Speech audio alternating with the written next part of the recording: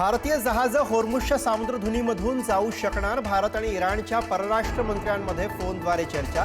भारतीय जहाजं होर्मुझची सामुद्रधुनी ओलांडतील, परराष्ट्र मंत्री एस जयशंकर यांचा विश्वास.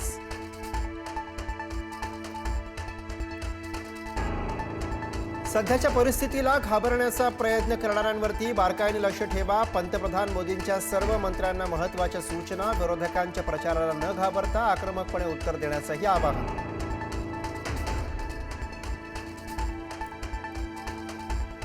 सौदी अरेबियातून कच्च्या तेलाचं जहाज मुंबईत दाखल. 1,35,000 टन कच्चं तेल मुंबईत. मुंबई डॉकवरून तेल माहुलच्या रिफायनरींना पाठवण्यात येणार.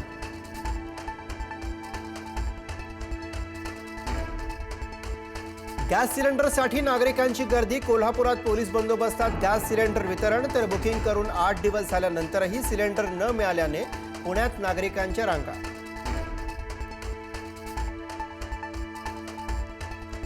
इराण-इस्रायल युद्धाचा लग्नसराईला फटका. गॅस तुटवड्याने लग्न अडचणीत. कुटुंबालाच गॅस सिलेंडरची व्यवस्था करण्याचं आवाहन. तर ठरलेले टाटातील मेन्यू कमी करण्याची वेळ.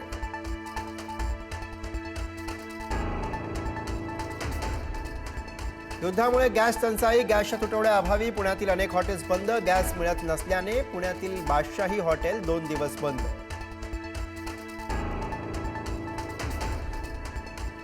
कोल्हापुरात वाहनांच्या एलपीजीची किंमत 45 रुपयांवरून थेट 80 रुपयांवर. अचानक किमती वाढवल्याने रिक्षा चालक चिंतेत. रिक्षा चालकांचा एलपीजी पंप चालकांना जाब.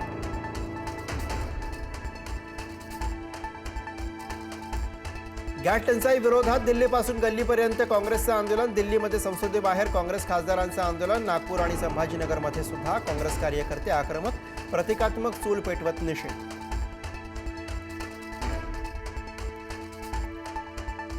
अमेरिका इराण युद्ध आणखी भडकण्याची शक्यता. मोहीम पूर्णत्वास नेल्यानंतरच थांबण्याचा ट्रम्प यांचा निर्धार. तर जगाने $200 प्रति बॅरल दराने तेल खरेदीसाठी तयार राहावं, इराणचा इशारा.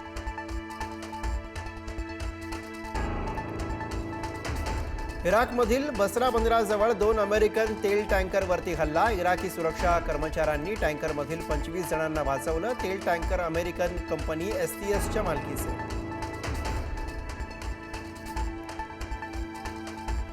होर्मुझ सामुद्रधुनीतून भारताकडे येणाऱ्या थाई जहाजावरती हल्ला. युद्धात व्यापारी जहाजांना लक्ष्य केल्यानं भारताची नाराजी.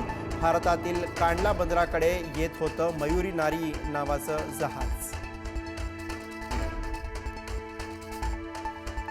इराणच्या चाबहार बंदरावरती अमेरिका इस्रायलचा क्षेपणास्त्र हल्ला. चाबहार बंदरावरती 3 क्षेपणास्त्र डागली. हल्ल्यात इराणच्या इमाम अली नौदल तळाला केलं लक्ष्य.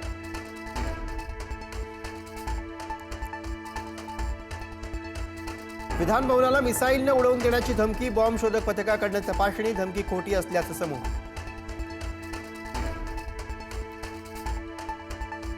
आज विधिमंडळात अभ्यागतांना प्रवेश नाही. विधिमंडळ धमकी प्रकरणी प्रशासनाकडनं खबरदारी. विधिमंडळ प्रवेश पास 1 दिवसांसाठी बंद.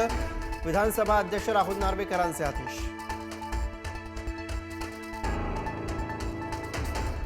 आमदार रोहित पवारांनी घेतली लोकसभेचे विरोधी पक्षनेते राहुल गांधी यांची भेट. अजितदादांच्या अपघाताच्या माहितीचं प्रेझेंटेशन दिल्याची माहिती.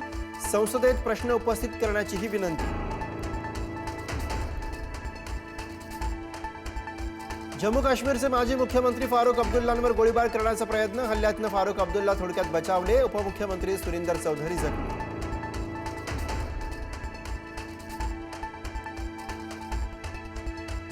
क्रिकेटपटू हार्दिक पांड्या विरोधात पुणे आणि नालासोपाऱ्यामध्ये तक्रार दाखल. तिरंग्याचा अपमान केल्याचा आरोप. T20 विश्वचषक जिंकल्यानंतर जल्लोष करताना ध्वजाचा अपमान केल्याची तक्रार.